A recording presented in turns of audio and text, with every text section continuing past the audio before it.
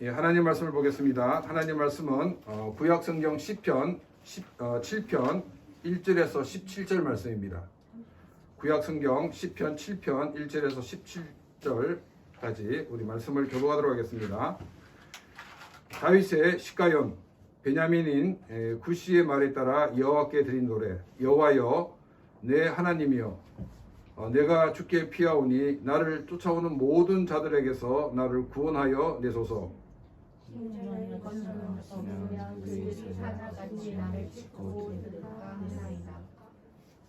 여호와 내 하나님이여 내가 이런 일을 행하였거나 내 손에 죄악이 있거나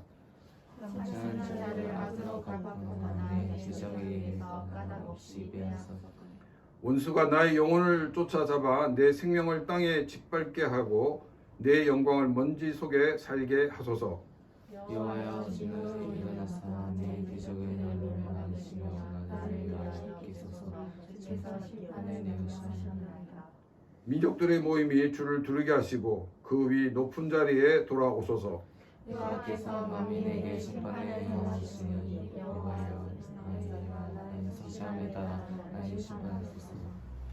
악인의 악을 끊고 의인을 세우소서. 의로우신 하나님이 사람의 마음과 양심을 감찰하시나이다.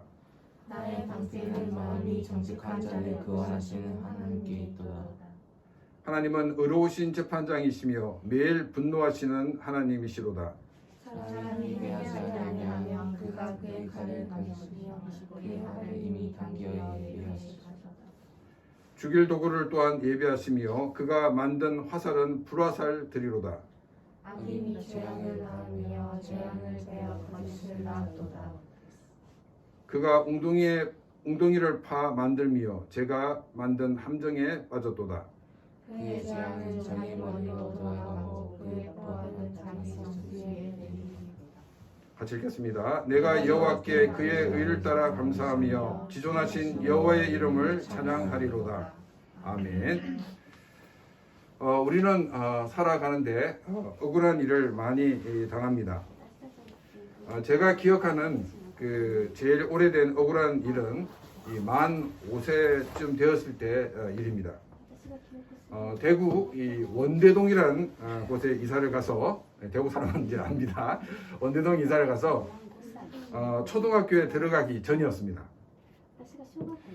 또래 한 아이가 잘못을 했는데 그 아이 엄마가 와서는 제가 잘못했다고 뒤집어 씌웠습니다.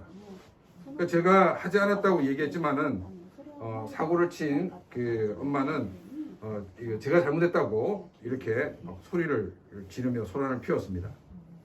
그리고는 이제 자리를 이렇게 떠려고 할 때 제가 그 아줌마의 다리를 확 잡고 씩씩거리면서 제가 안 그랬어요 이렇게 주장을 하였습니다. 대문밖에 굉장히 시끄러우니까 저희 어머니가 이렇게 나오셨습니다. 저에게 다리를 붙잡힌 그 아주머니가 뭐라고 얘기했냐면은 이 녀석이 자기가 잘못했는데 저렇게 안 했다고 고집을 피우고 있다고 저희 어머니에게 말을 하였습니다.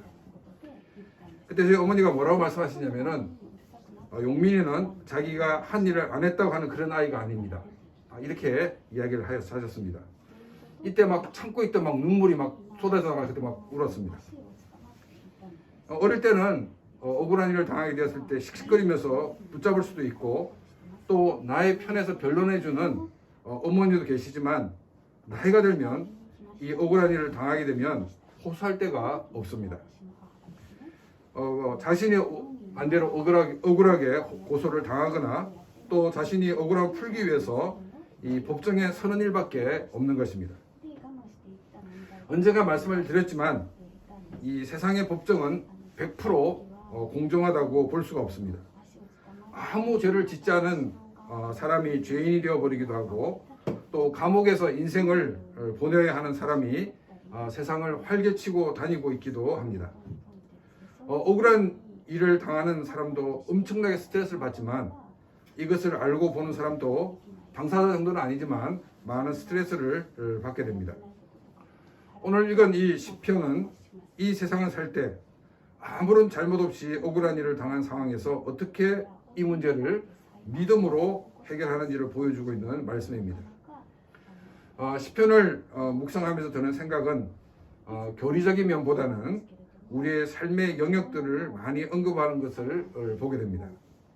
어떻게 살아야 하는가에 대한 문제를 다루다 보면 자연스럽게 우리가 그 행위를 강조하게 되고 또 행위로 구원받는다는 그런 생각이 들 수도 있다는 것입니다. 삶의 문제를 다루는 것은 행위로 구원받기 위해서가 아니라 구원받은 사람으로서 구원받은 사람답게 생각이 바뀌어야 하고 또 삶이 바뀌어야 한다는 것을 말하고 있습니다. 이 개신교의 역사를 보게 되면 이 칼빈주의와 그 알미니엄주의가 논쟁을 벌인 적이 있습니다. 칼빈주의를 한마디로 얘기하면은 무슨 말이냐면 구원의 주권은 하나님께 있다라는 것입니다. 이 말은 또 다른 말로 얘기하면 구원의 뿌리는 하나님께 있다라는 것을 말하고 있습니다. 근데 이제 우리가 믿음으로 구원받는다라고 그 메시지를 처음 들었을 때는 사람들은 엄청난 기쁨과 감격을 가지게 됩니다. 그런데 이렇게 세대가 지나면서 그렇지 않은 사람도 있지만은 이 많은 사람들은 이 삶이 망가지는 것을 우리는 보게 됩니다. 크리스찬의 삶이 크리스찬답지 못한 그런 사람들과 다를 바가 없는 모습이 되어버리고 말았다는 것입니다. 이러한 분위기에서 구원받은 사람에게는 구원받은 사람으로서의 삶이 뒤따라야 한다는 것을 강조하게 되었습니다. 이런 문제를 제기한 사람이 알미니우스이고 그 가르침을 따르던 사람이 알미니엄주의입니다. 이 알미니엄주의는 간단히 요약하면은 구원을 받은 사람이라면 삶에 열매가 있어야 한다는 것을 강조하고 있습니다. 칼빈주의는 구원의 뿌리, 구원의 주체자는 하나님이시다라는 것입니다. 또 알미니엄주의는 구원받은 사람에게는 열매가 있어야 된다 하는 것을 강조하고 있습니다. 이 논쟁이 치열할 당시에는 서로가 어디에 초점을 두고 있는지 전혀 파악하지 못하고 치열하게 싸웠습니다. 오늘날도 종종 이런 차이를 이해하지 못하고 서로를 향해 이단이라고까지 하는 그 사람들도 있습니다. 이 칼빈주의와 알미니엄주의는 서로 대립하는 입장이 아니라 동전의 양면과 같습니다. 구원의 주체자가 누구인가를 칼빈주의는 다루고 있고 알미니엄주의자들은 구원받은 사람들에게는 반드시 열매가 있어야 된다는 것을 강조하고 있습니다. 구원을 받았다고 하면서 삶의 열매가 없다면 과연 구원을 받았는가 의심을 할 수밖에 없다는 것입니다. 구원이 인간의 노력과 수고에 의해 주어지는 것이 아니라 하나님이 주시는 것이기 때문에 이 둘은 뗄래야 뗄 수 없는 상호 보완적인 교리인 것을 우리는 알 수가 있습니다. 우리도 이 시편을 통해서 나의 삶에 어떤 열매가 있나, 나의 삶을 통해 하나님은 어떤 열매를 맺기를 원하시는가를 돌아보는 그런 귀한 시간이 되시기를 바랍니다. 먼저 이 메모된 가로를 읽겠습니다. 다윗의 시가연, 베냐민인 그 굿시의 말에 따라 여호와께 드린 노래. 이 다윗의 시가연이라고 되어 있는데 이 시가연이 무엇인지 정확하게 알 수는 없습니다. 그런데 이 BC 3, 4세기경에 이 그리스어로 번역된 70인역이라는 성경에는 이 시라고 번역을 하였습니다. 그러니까 시가연이 구체적으로 뭔지 모르겠지만은 그러나 우리가 알 수 있는 것은 뭐냐면 음악적인 그 장르의 한 부분이 아닌가 이렇게 보고 있습니다. 또 뒷부분에 보면 베냐민인 굿시의 말에 따라 여호와께 드린 노래라고 기록되어 있습니다. 그래서 이 시의 배경을 이야기를 하고 있습니다. 베냐민 지파 사람인 굿시라는 사람에 의해서 이 고발이 되었고 이것이 너무나 억울하여서 하나님께 노래를 드리는 것이 바로 이 시편 7편입니다.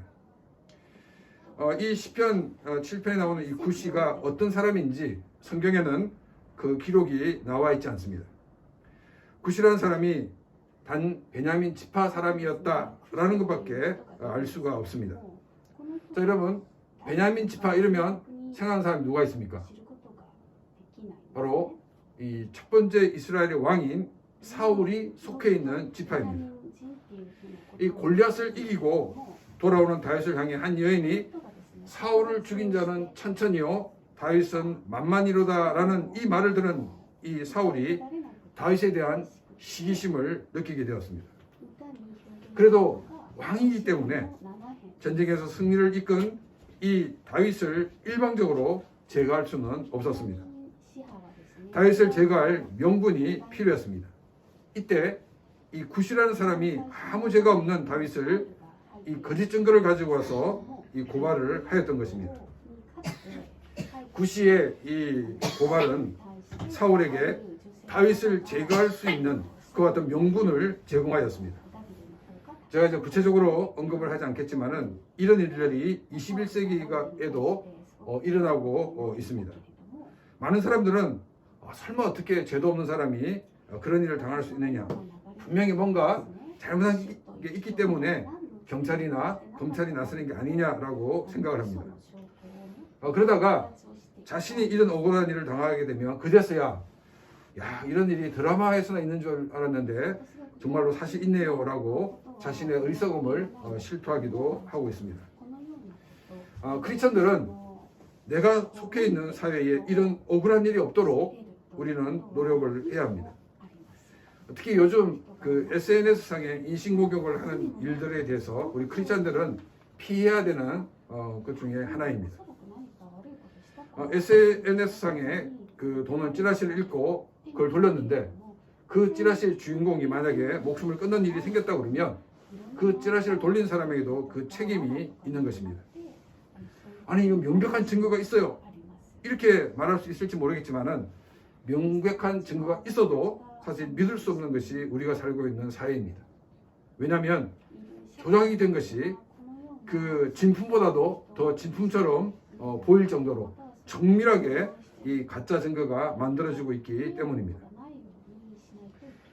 내가 억울한 일을 당하지 않는 그것이 가장 베스트입니다. 그러나 우리가 조심해야 되는 것은 뭐냐면 나도 모르는 사이에 다른 사람이 억울한 일을 당하게 하는 일을 우리는 피해야 한다는 것입니다. 이런 일이 없도록 늘 자신의 말과 행동을 돌아보는 것이 또한 베스트를 유지할 수 있는 길인 것입니다. 그런데 우리가 이런 노력에도 불구하고 우리가 생각하지 않게 억울한 모함을 받는 일들이 생겨납니다. 이때 어떻게 하는 것이 가장 지혜로운 방법일까요? 1절은 이렇게 말하고 있습니다. 여호와 내 하나님이여 내가 주께 피하오니 나를 쫓아오는 모든 자들에게서 나를 구원하여 내소서. 다윗은 어떤 상황에서도 먼저 하나님을 찾았습니다. 일본어 성경은 나의 하나님 주여 즉 야훼여라고 되어 있지만은 한국어 성경은 야훼 내 하나님이여라고 되어 있습니다. 그러니까 히브리 성경과 한국어 성경의 어순이 같습니다. 야훼 즉 약속하시고 그 약속을 성취하시는 분이 나의 하나님이라고 말을 하고 있습니다. 저는 그 한국의 개신교 역사가 약 140년이 되는데 이처럼 놀라운 부흥을 가져온 것은 이 하나님이라는 이 명칭이 가장 큰 역할을 하지 않았나 생각을 하고 있습니다. 세계의 모든 이 언어가 하나님을 단순히 신이라고 표현하고 있습니다. 글로 표기할 때는 영어 같은 경우에는 이 대문자 G를 이렇게 사용해서 성경에 하나님이신 것을 알리고 있지만은 말을 할 때는 어떤 하나님을 말하는지 전혀 알 수가 없습니다.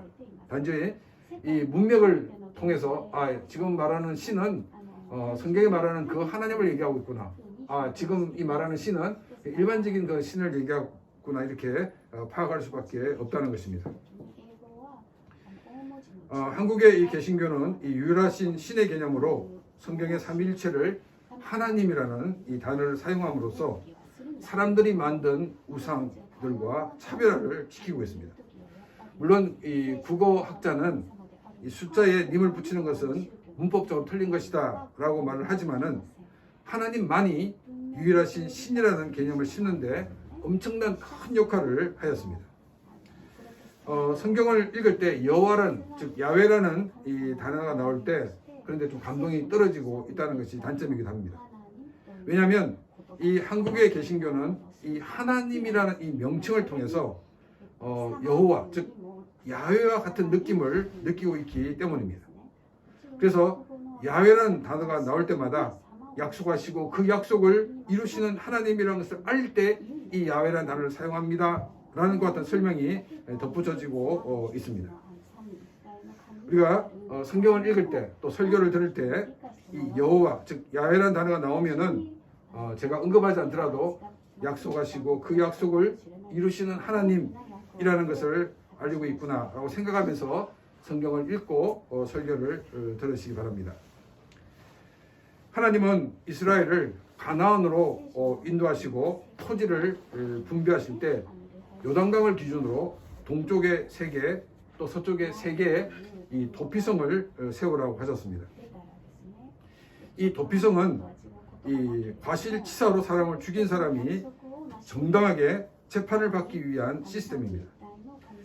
구약 시대에는 눈에는 눈, 이에는 이라는 이 복수의 개념을 가지고 있었기 때문에 과실치사로 사람을 죽였다 하더라도 이 죽임을 당한 이 형제들이 그 자기의 형이나 동생을 죽인 사람을 재판 없이 죽일 수가 있었습니다. 목숨을 빼앗은 사람에게 목숨으로 대갚는다 하는 것에 일치하기 때문입니다. 또 이렇게 과실치사로 사람을 죽인 경우에 죽임을 당한 사람의 형제들의 피해 복수를 피하기 위해 도피성으로 도망을 가야 합니다. 그런데 도피성에 가는 도중에 만약에 피해 복수자를 만나게 되면 죽임을 당하게 됩니다. 그리고 도피성에 피한다 하더라도 다 살 수 있는 것이 아니었습니다. 일단 도피성에 피하게 되면 그곳에서 재판을 받게 됩니다. 이 사람이 고의로 사람을 죽인 것인가 아니면 실수로 사람을 죽인 것인가에 대해 재판을 받게 됩니다. 그런데 이 재판을 통해서 여러 가지 증거를 볼 때 이 사람은 고의로 사람을 죽인 것이라고 판결이 날 경우에는 피해 복수자에게 넘겨져서 죽임을 당하게 됩니다. 그러나 고의가 아닌 것으로 이 판명이 될 경우에는 이 사람은 죽임을 당하지 않게 됩니다. 그렇다고 무죄가 되어서 마음대로 다닐 수 있는 것이 아니었습니다. 이 사람은 이 과실치사로 판결이 되었기 때문에 그 시대에 대제사장이 죽을 때까지 도피성 안에서만 생활이 가능하였습니다. 실수이지만 사람을 죽인 것에 대한 책임이 있기 때문에 감옥은 아니지만 도피성에서 구금 상태에 있게 됩니다. 만일 가족이 보고 싶어서 도피성을 벗어날 경우에 피해 복수자가 죽여도 죄를 묻지 않았습니다. 이 사람이 자유인이 될 수 있는 것은 그 재판을 받을 때 있었던 대제사장이 죽으면 도피성에 나와 자유인이 될 수가 있었습니다.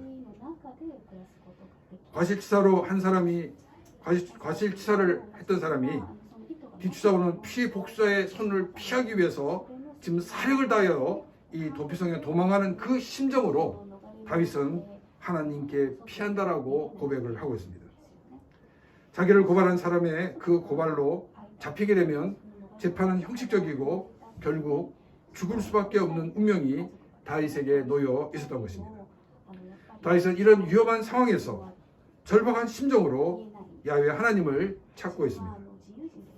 우리도 우리의 삶에서 만나는 억울한 일이나 어려운 일이나 어떤 일이 있든지 이 문제를 가지고 절박한 심정을 가지고 여호와 하나님 앞에 나오는 그런 귀한 삶이 되시기를 바랍니다. 자, 그런데 우리가 절박한 심정을 갖게 되는 것은 선택의 기회가 많을 때 생기겠습니까? 아니면 선택의 기회가 없을 때 생기겠습니까? 선택의 기회가 없을 때 절박한 마음이 생기게 된다는 것입니다. 그런데 이것만큼 어리석은 것은 없습니다.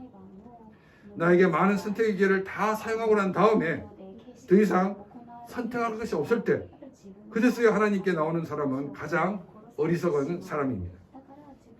100%의 가능성이 눈앞에 있다고 하더라도 우리는 그것을 두고 하나님 앞에 나오는 사람이 되어야 합니다. 이 사람이 복된 사람입니다. 모든 것을 두고 간절한 마음으로 하나님 앞에 나와 야훼 하나님을 찾고 그 하나님이 문제를 해결해 주시는 삶을 누리는 복된 삶이 되시기를 바랍니다. 2절 말씀입니다. 건져낼 자가 없으면 그들이 사자같이 나를 찢고 뜯을까 하나이다. 이 2절은 하나님이 건져주시지 않으면 사자가 먹잇감을 갈기갈기 찢는 것처럼 그렇게 될 것이라고 말하고 있습니다. 많은 선택을 해보고 더 이상 선택지가 없어서 하나님 앞에 나오는 것이 아니라 오직 하나님만이 먹잇감을 노리는 사자 같은 자들에게서 나를 건져내어 주실 것이라는 것을 믿고 이 다윗은 하나님께 나오고 있다는 것입니다. 이 3절과 4절은 다윗이 그 자신을 모함하여 고발한 사람들이 말하는 그런 혐의점이 없다는 것을 밝히고 있습니다. 3절입니다. 여호와 내 하나님이여, 내가 이런 일을 행하겠거나 내 손에 죄악이 있거나. 다윗은 행동으로 이 사람이 모함하는 죄를 지은 일 없다고 고백을 하고 있습니다. 사람들은 거짓말을 할 수 있습니다. 분명히 그런 죄를 지었음에도 죄를 짓지 않았다고 딱 잡아떼고 다른 사람이 죄를 지었다라고 떠넘길 수도 있습니다. 그래서 다윗은 이 대목을 시작하면서 다시금 여호와 내 하나님이여라고 고백을 하고 있는 것입니다. 모든 것을 알고 계시는 야훼 하나님 앞에서 자신은 모함하는 사람들이 말하는 그런 잘못을 결단코 행하지 않았다라고 고백을 하고 있습니다. 4절입니다. 화친한 자를 악으로 갚았거나 내 대적에게서 까닭없이 빼앗았거든. 이 화친한 자를 악으로 갚았다는 것은 이 앞에서는 평화조약을 이렇게 맺어놓고는 뒤에서 뒤통수를 치는 그런 일을 하지 않았다는 것입니다. 사람들을 속이는 일을 하지 않았다는 것입니다. 사람들이 평화조약을 맺는 것은 서로의 평화를 위해서이지만 한편으로는 상대방을 안심시키기 위한 전략일 수도 있다는 것입니다. 상대방을 공격하기 위해 상대방으로 하여금 빈틈을 보이도록 이 거짓으로 평화조약을 맺었다는 것입니다. 크리스천들은 앞에서는 평화를 말하면서 뒤에서 공작을 하는 삶을 살아서는 안 되는 것입니다. 수단과 방법을 가리지 않고 이기면 된다는 생각을 해서도 안 된다는 것입니다. 크리스천은 자신의 이익을 위해 사람을 이용하려고 거짓말을 했어도 안 된다는 것입니다. 우리 크리스천들은 예수님의 원리를 가지고 살아야 합니다. 마태복음 20장 28절 말씀입니다. 인자가 온 것은 섬김을 받으려 함이 아니라 도리어 섬기려 하고 자기 목숨을 많은 사람의 대속물로 주려 함이라.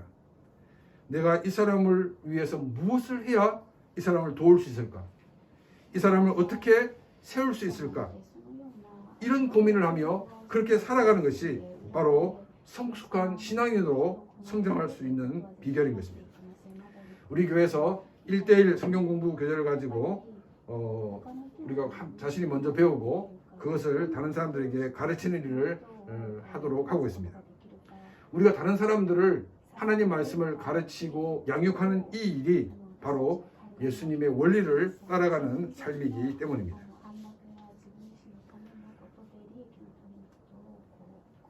화친한 자를 악으로 갚지 않는다는 것은 아주 소극적인 자세입니다. 주님이 우리에게 원하시는 자세는 적극적인 자세로 사람을 섬기기를 원하고 있습니다.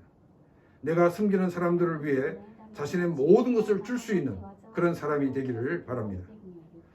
또 4절에서 말하고 있는 것이 뭐냐면 내 대적에게서 까닭없이 빼앗지 않았다라고 말하고 있습니다. 지금 이제 러시아와 우크라이나가 지금 서로 전쟁 중에 있습니다. 러시아가 일방적으로 침략을 하였습니다. 그런데 사실 이 전쟁이라는 것은 군인과 군인과의 싸움이 아니라 이 군인과 군인 싸움이지만 민간인에게 엄청난 피해가 있는 것을 우리는 보게 됩니다. 폭탄이 떨어지고 또 미사일이 떨어지는 그런 상황입니다. 이걸 잘 알고 있지만은 민간인들이 피해를 받게 되면 국제적으로 많은 사람들이 문제를 제기합니다. 그리고 이 전쟁을 일으킨 쪽에 비난의 화살이 날아가게 됩니다. 또 전쟁의 그 피해가 크고 패하게 되면 어떻게 되냐면 전쟁에 대한 책임을 묻는 전범으로 처리될 수가 있습니다. 그래서 전쟁을 할 때도 명분을 내세우는 것입니다. 그러나 그 명분은 모든 사람들이 다 받아들일 수 있는 것이 아닙니다. 물론 반대를 위해 반대를 하는 사람들은 설득할 수 없겠지만은 다윗은 자신의 적을 향해서 자기가 공격하는 것이 분명한 대의 명분이 있다라고 이야기를 하고 있습니다. 이것은 나만 생각하는 것이 아니라 자타가 공인하는 분명한 명분이 있다는 것을 말하고 있습니다. 이 말은 다윗은 결코 이 공정성을 훼손하지 않았다는 것을 밝히고 있습니다. 5절입니다. 원수가 나의 영혼을 쫓아잡아 내 생명을 땅에 짓밟게 하고 내 영혼을 먼저 먼지 속에 살게 하소서. 다윗은 자신을 모함한 사람의 말이 사실이라고 그러면 원수가 내 생명을 취하게 하셔도 된다고 단호하게 고백을 하고 있습니다. 다윗은 잘못된 행동이나 사람을 속이거나 또한 적들에게까지 자타가 공인하는 명분 없는 싸움은 하지 않았다고 말하고 있습니다. 만일 자신에게 이런 일이 있다 그러면 자신을 건져주지 않아도 된다고 말하고 있습니다. 다윗은 자신이 한 행동을 잊어버리고 말하는 것이 아니었습니다. 자신의 삶 속에서 역사하셨던 하나님을 기억하고 있습니다. 그 어려운 상황 속에서 하나님께 어떻게 구하였고 또한 하나님의 도움으로 어떻게 승리하는 것을 다윗은 기억하고 있었습니다.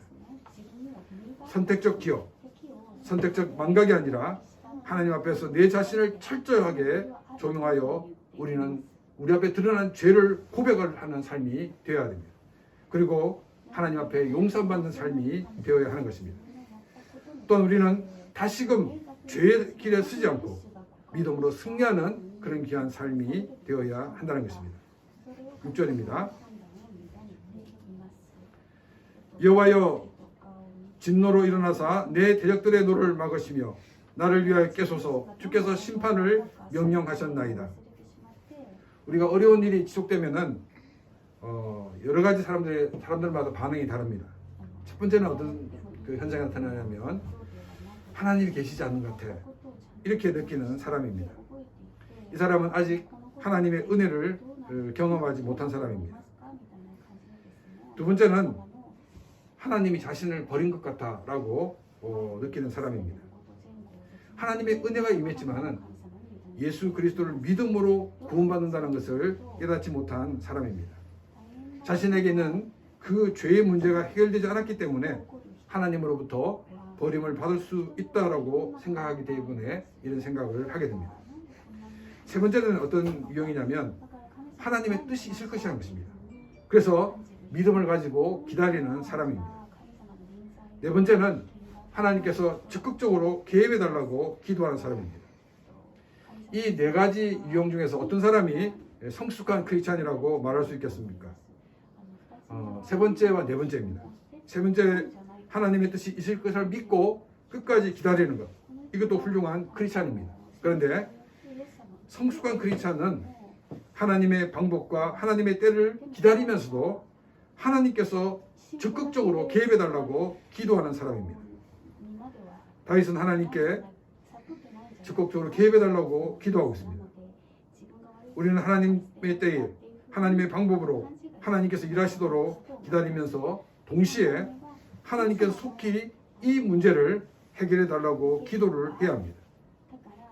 물론 하나님은 우리가 기도하지 않아도 역사하시기도 합니다. 그러나 하나님은 우리에게 기도하라고 분명히 명령을 하셨습니다.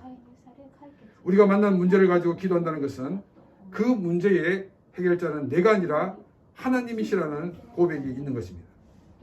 또한 기도를 통해 하나님께서 역사하실 때 우리에게 일어난 일들이 우연이 아니라 하나님께서 하신 일인 것을 우리는 더 명확히 알 수가 있기 때문입니다. 하나님께서 우리의 삶에 적극적으로 개입해달라고 기도하시고 또한 이 기도를 통해서 하나님의 놀라운 역사를 체험하는 그런 귀한 삶이 되시기를 바랍니다. 7절입니다. 민족들의 모임이 주를 두르게 하시고 그 위 높은 자리에 돌아오소서. 다윗은 하나님을 재판장으로 하는 재판을 청구하고 있습니다.